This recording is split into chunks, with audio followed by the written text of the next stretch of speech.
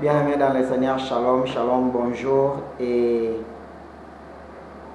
poso elamu et bandelia poso malamu na bino, tozali bongo lundi le 23 août 2021, toza 10h na Kinshasa. Alors, nami décoiffé pour te partager un message à lelo. Tika nzambe ya lola nzambe ya mboka Congo apambola bino. Ba oyo bomesana kolanda nga bolingaka frère na bino King de Kikobo oyo apartageaka na bino message ya mboka Congo. Nazali bongo serviteur de Dieu ya église messager Lingwala oyo ezwami na avenue Louvre 266 na commune ya Lingwala na Kinshasa, République démocratique du Congo. Et kambami bongo na révérend pasteur Paul Malozei, père spirituel na ngai, et le pasteur Daniel Yamba, église ya communauté ya ba 4 frères messagers de Mbinza. Ba 4 frères messagers de Mbinza baza batoyo nzambe ayaki kolobela le 18 août 1978 pour na tina mboka Congo. Na lakisaka bino ouvrage oyo la destinée prophétique de la République démocratique du Congo. Oyo ezali message oyo ba 4 frères messagers de Mbinza ba pesa pour na tina ya mboka Congo. Oyo eza bongo ba 4 frères messagers de Mbinza. Alors lelo message oyo nalingi na partager na bino eza message moko et touché nga tellement makasi. Message oyo et touché nga na kati ya motema yango nalingi te partager na bino. L'église et le monde, les thèmes que tozo partager. Ndako nzambe na mokili, église et le monde. Elingi kolobani ni to partager na kati wana. Pour nous obalaninga pour nous mbala liboso na uto se présenter comme on a King de Kikobo dans un serviteur de Dieu à église messager Lingwala. Alors pour nous obalingi ko contacter nga peut-être ce qui ensemble à ko permettre à ko toucher yo tant ko landa message oyo na plus 243 84 76 98 308 plus 243 84 76 98 308 ou soit na compte Twitter na ngai frère King de Kikobo. Eza bongo compte Twitter na nga naza na 3 comptes Twitter obo kukuta wana nyonso za ba compte Twitter na nga eza opérationnel. Bo s'abonner, bo poser nga ba question na ko répondre bino. Na compte Facebook na ngai de King de Kikobo, eza compte Facebook na nga de King de Kikobo, eza compte Facebook na nga, et surtout na chaîne YouTube na bino Congo mon pays libre TV. Congo mon pays libre TV eza chaîne na bino sur YouTube. Auto partage ka bongo message en mboka Congo, ba prophétie nyonso nzamba talisaka nga, ba vision to pe ba révélation nyonso nzamba pesaka ngai pona tina ya mboka na biso Congo pe Afrique pe le peuple noir, le peuple bantou, ba vrai hébreu ya Bible. Alors thème na biso oyo tozo partager lelo, l'église et le monde. L'église et le monde makamni na lina loba wana naza au moins na 11 points oyo futo partager na bino lelo oyo shokaki motema na ngai. Makambo etungisi nga mingi. L'église et le monde. Na kata message o l'église et le monde makamni tozomona. Po ya liboso oyo na lingi na yebisa bino bande konanga eza c'est oyo etali finance. Finance eza premier point na biso. Na finance wana eza na eloko moko etushaki nga makasi oyo ba fidèle to bana nzambe basalaka na église. Lelo soki na ye epa na yo ndeko na nga na kabelo 1000 francs congolais ou soit $1 américain okomitu na me frère King akabeli nga 1000 francs. Est-ce que 1000 francs zambonga malunga 1000 francs zanini ekoki même pas $1 okomitu misa makasi o minimiser yango omona ngo mukie omona ngo mbongo moko ezanga tina 1000 francs ezele lokote et ko permettre yote ata ça la petit déjeuner pour que na supermarché 1000 francs omona ngo mbongo moko ezanga tina ezana mutu ya te. Mais lelo ekomi monotonie, donc ekomi eloko moko oyo vraiment na éviter modèle ni na koki ko employer mo wana na ba fidèle 1000 francs ekomi au top yango nde bazopesa nzambe.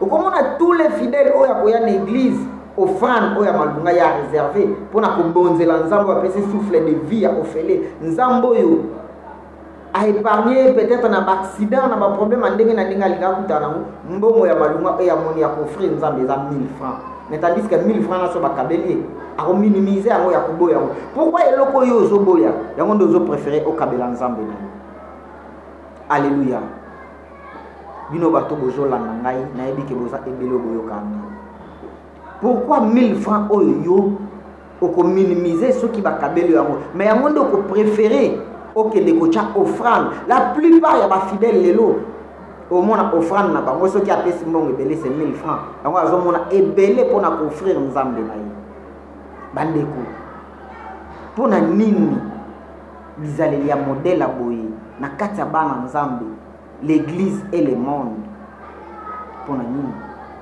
deuxième point na biso nalingi nalobela na oyo etali ngonga ya kobondela bana nzambe ngonga ya kobondela soki oye na église okuti prédicateur aza koteya 1 heure du temps na église tokomona ngo ebele lokola 1000 ans 1 heure du temps na église pozwa 1 heure du temps ya prédication na église bafidèle bazomona neti omemi bango tout un siècle oyo bango bavandi wana mais tandis que mpona bafete so otyeli bango 1 heure du temps baomona ngo moke tozwa kaka temps oyo batie confinement fete ezobanda peut-être 16 heures ti 22 heures bazomona ngo moke bazoreklame ngonge ekoki te ngonge eza moke mais mpona kosambela nzambe 1 heure du temps bozomona ngo lokwa moto akosala siècle mobimba mpona nini na injustice wana pourquoi l'église et le monde mpona nini 1 heure du temps mpona kosambela nzambe ozomona ngo eza ebele mais mpona kokende fete 1 heure du temps ozomona ngo eloko te ozomona comme si batiela bino ka fete wana ezalaka chaque jour or fete ya solo eza kokende koadore nzambe oyo akela yo kokende kokumbisa nzambe wana mais lelo nini tozomona na mokili les gens préfèrent bakende fete ke ngonga oyo ya kosambela nzambe bandeko na ngai mpona nini église ezodiscerne te pourquoi bizaleli ya boye troisième point nalingi nazwa rôle oyo tosalaka na église oyo bandeko na biso baprotocole bazosala soki oye na église bapesi okiti ya liboso okomona ngo lokola embêtement moko boye omona ngo lokola dérangement ozopréféré okende kovanda na kiti ya nsima na kiti ya suka ke ovanda na kiti ya liboso pourquoi parce que na nsima kuna okozwa temps ya kolala pongi okozwa temps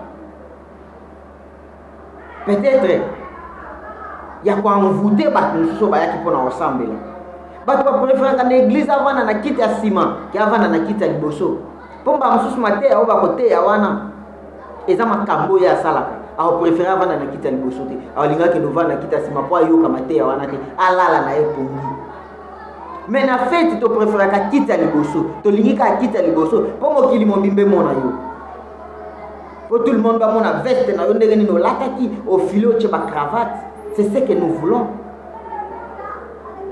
mpona nini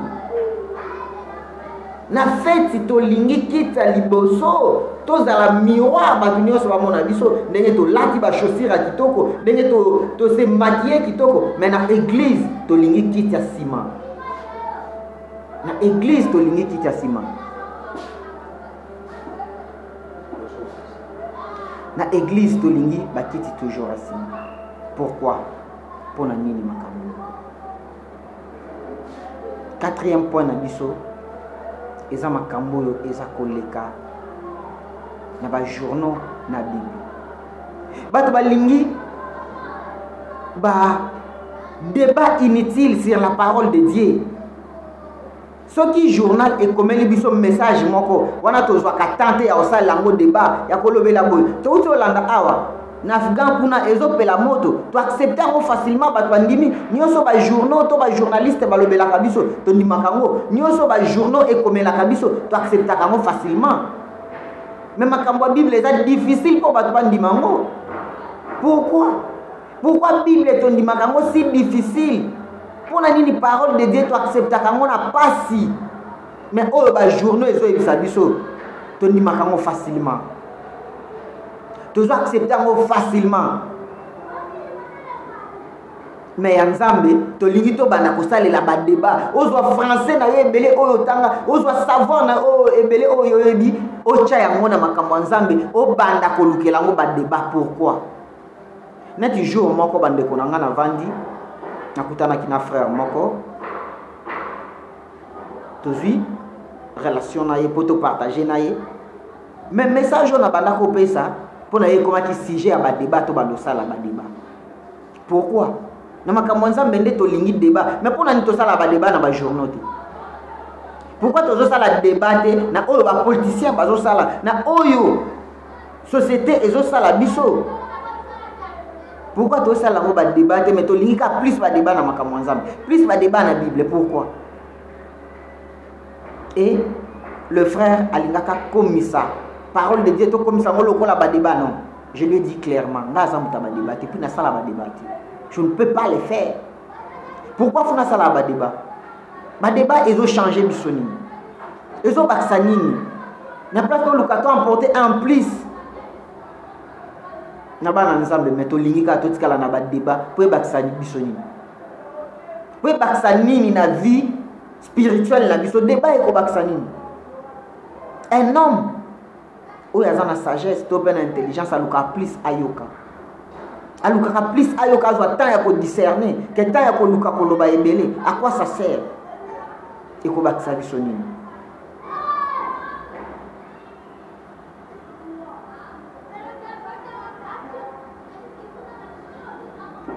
Et zo bak s'avisonner.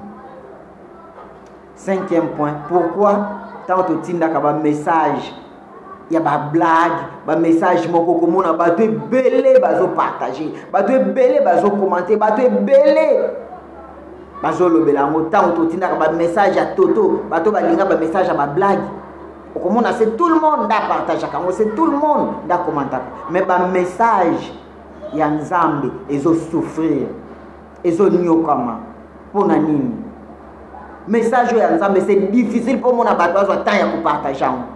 Comme exemple, la plupart des vidéos dans le salon, combien va partager, combien va commenter, combien va poser des questions, combien va marquer vidéo, combien.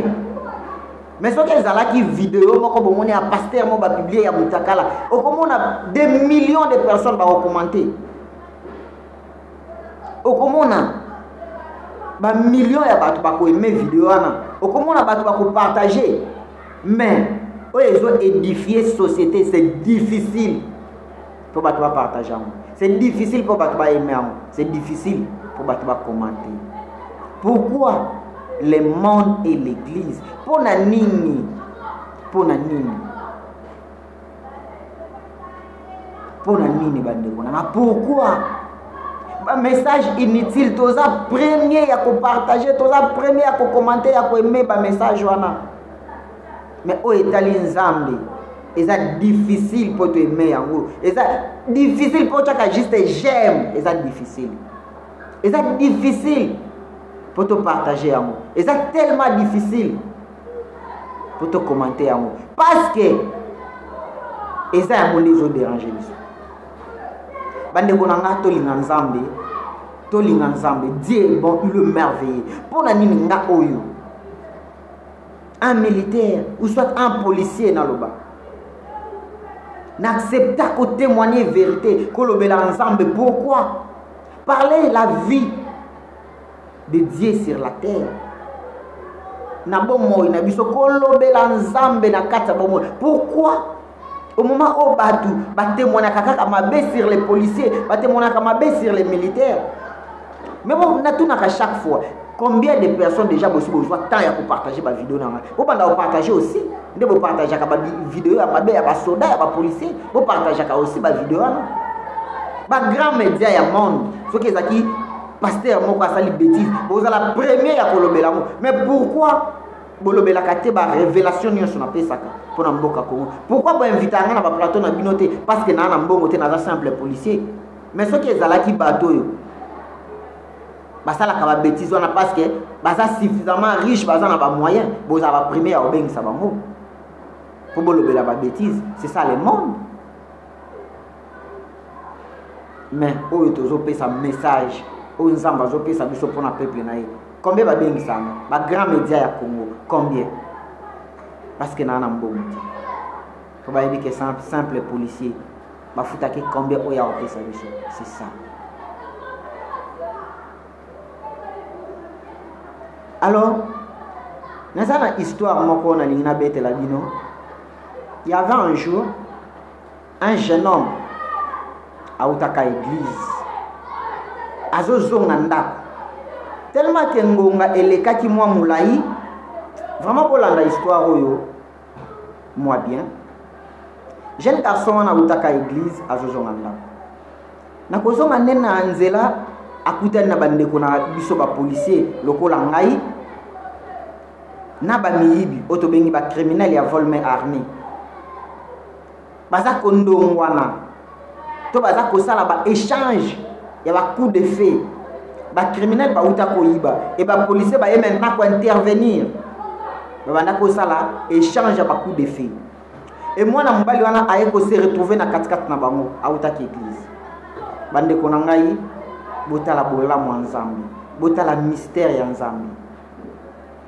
Etango aye ko koma wana na kondongwana ya ba policier na ba miyibi wana lisasi ye kozwa mwana mobali wana. Tango lisasi ezuye akwei bato ebele balobi ke non jeune garçon akufi et esalaki pasi na motema. Mais suffisamment comme ça aye kolamuka amitali akufaki te. Tango abimisi esika lisasi ekotaki na elamba na ye nzoka ekotaki na kati ya mutu te, ekotaki na bible na ye na kati ya liloba Nzambe. Etango ekoti esika lisasi wana ekenda kosuka ezaki na verset moko bakoma wana. Verset ezoloba nini? 10 000 bakokwea na droite na yo, 1000 bakokwea na gauche na yo, mais yo kozala atteinte, yo okosimba. Donc ekotouche yo te to pe bakosimba yo te. Alléluia. Nayebi ke boza ebele ya kolanda ngai. 10 000 bakokwea na droite na yo, 1000 bakokwea na gauche na yo, mais yo kozala atteinte. Botala bolamu Nzambe asalelaka biso na vie. Botala bolamu Nzambe asalelaka biso. Nayebi ke eza difficile mpona bato lelo dans le monde ba comprendre langage ya Nzambe. Bato balingi message oyo satisfaire bango, message oyo sepelisa bango, yango nde balingi. Mais c'est la vérité na on avait ça. C'est ça la vérité, c'est ça la logique des choses. Yango nde réalité ya mokila lelo.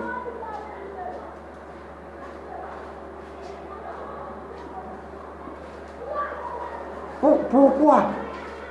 Septième point na biso.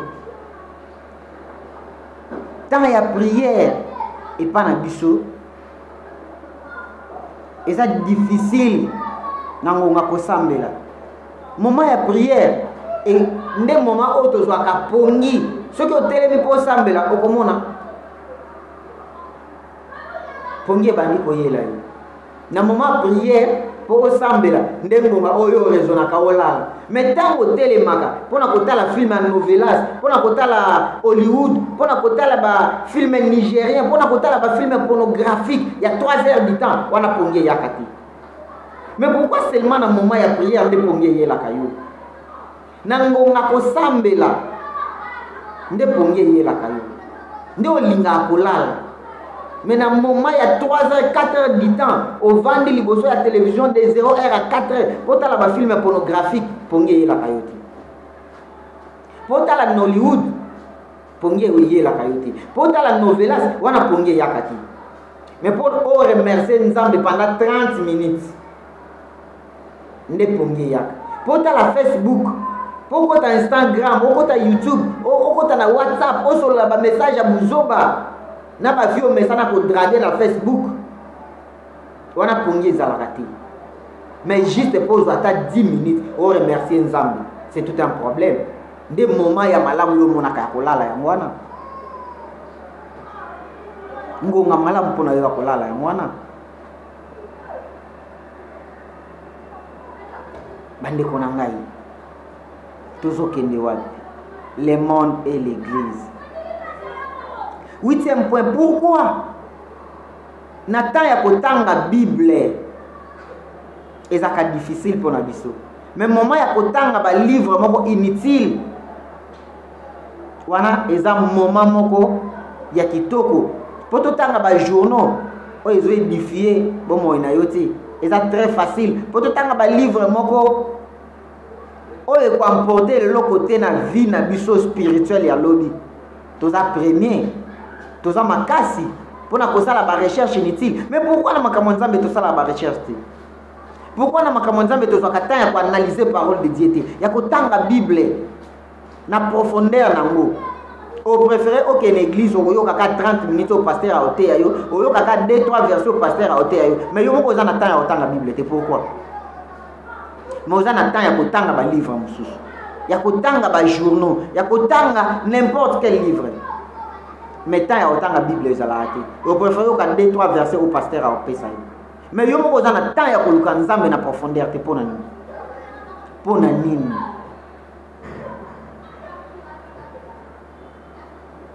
Pourquoi?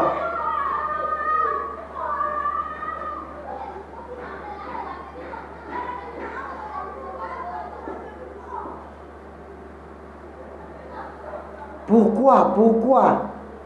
Pour nini ba message ya nzambe toboyaka yango? Pour nini? Ba message eza ko appartenir na nzambe to supprimer yango facilement, toboya yango facilement, to rejeter yango facilement. Mais ba message à Bouzoba toza premier, toza ba champion à kolanda. Talaka moi vidéo moko surtout na Facebook, to ba message ba chaka ya ba blague wana. Toza ba champion so to vandele yango komona nombre ya batu batali yango, nombre ya batu ba like, nombre ya batu ba aimer yango. Mais ba message ya nzambe o toza ba champion à ko rejeter yango wana makamba ba pasteur wana kutu tala ba mu. Toza batu liboso ya ko rejeter yango pourquoi? Pour nani?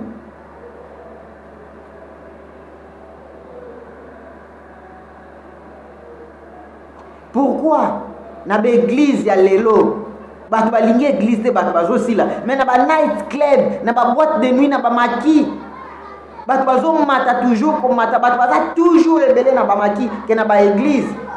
Pourquoi? So que lelo na ba église même mukolo ya saba o esengi to remercier nzambe beaucoup ta bat na église bas à la 200-300 personnes et c'est difficile. Faut ba pasteur, ba évangéliste, ba modérateur, ba tout quand même comme mutoya avant na église. Maintenant maki so ba ebi ke boîte de nuit fonga maka 18h déjà 17h30 okuta ba ba vandi wana ba ozela 18h tango zo fonga mabaza ba champion mais na église tozela ka bongo te.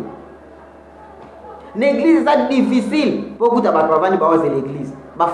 Jamais.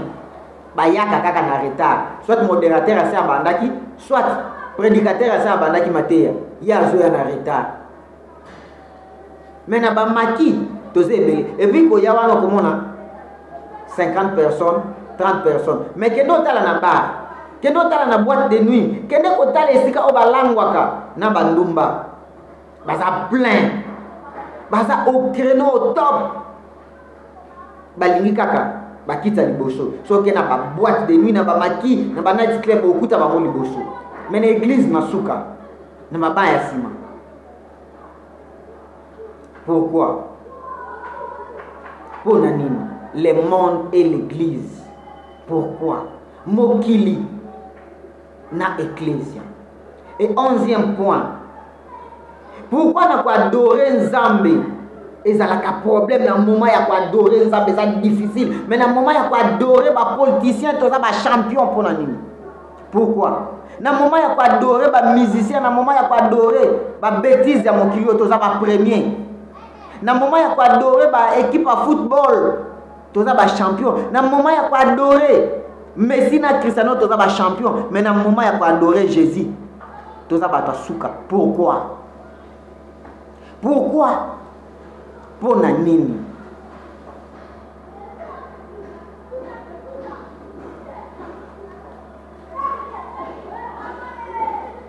Pour na nini? So to lobi to va des débats sur Cristiano na Messi. Okoyoka comment bato adorer bango. J'adore Messi, j'adore Cristiano, et tel politicien, moi je l'adore. Mais Nzambe pourquoi bo adorer ka yebo moto? Point. Pourquoi bo adorer ka? Ce qu'on a tout na bino mutuna. Makambo bobo ya koyoka ngo to bo ndima ngo. Question na opposer bino. Boko boya to boko ndima.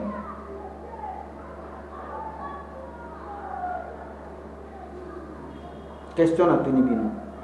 Bobo ya kondima ngo to boyoka. Mais na yebi ke bobo ya mo parce que eza makambo bosala ka yango wana. Bobo ya kondima po eza oye toucha kabino ya do oye toucher bino yango wana. Eza makambo bo mesana ko sala yango wana.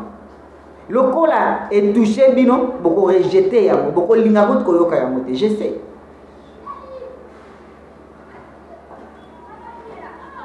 Yebi. Boko ya parce que eza vie na bino yango wana. Obo mesana ko sala. Mais na oyebisa bino boy nzamba lobi boy. Soki oboyinga liboso ya baninga na yo ngape na koboya yo mukolo ya jugement na koboya yo pe de la même manière yo koboya nga na miso baninga na yo o rejeter nga ndenge bozo rejeter nzambe lelo boyeba ke mukolo pe ya jugement nzambe pa o rejeter aboya bino aboya bino a reconnaître bino te parce que bino pe boboya ye bo rejeter nzambe boboaka nzambe ya solo boboya ye. C'est comme ça le monde d'aujourd'hui. Nzambe boboya ye oui ndenge yebe akoboya bino.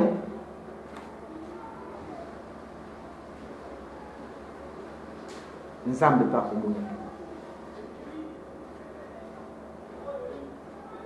Et eloko suka na oyebisa bino. Oyebisa ki ekuke moko to bengi porte moko ekangami.